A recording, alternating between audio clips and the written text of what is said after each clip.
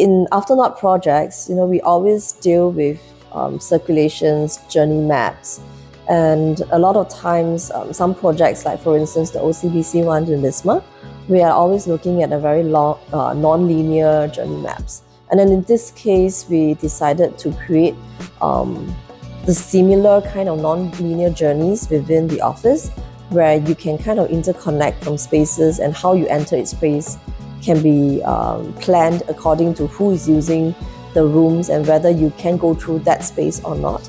So it becomes a highly dynamic kind of arrangements that allow for, like if there's a meeting going on in this space, we can take a different route. So I think the whole idea was that interconnectedness from within. Another interesting aspect for me is actually the front part of the shop house, where you have the iconic windows, and that is actually on a platform that's slightly higher than the rest of the shop house as well. So I guess the design challenge would be then, how do you then integrate the levels together? How do you design for it to be seamlessly connected, and that level change is a meaningful change for the whole space? When we were designing the office, we spoke to various teams at length. So we were trying to reimagine what the new office is going to be like. Different people are chipping in their wish lists.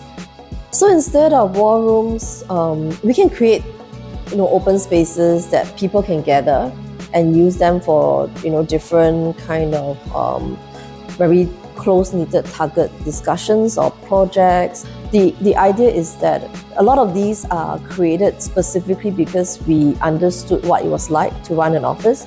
We understood what everybody needs to get communication flow, and I think that's one of the key driving principle about making a connective workspace, one that is highly communicative.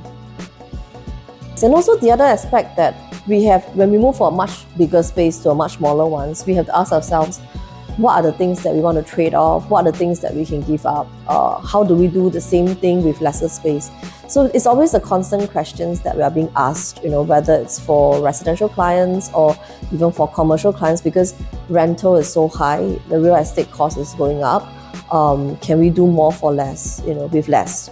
So the whole idea of how do we plan for changes? How do we plan for, how do you upgrade the existing to something better with a much smaller footprint?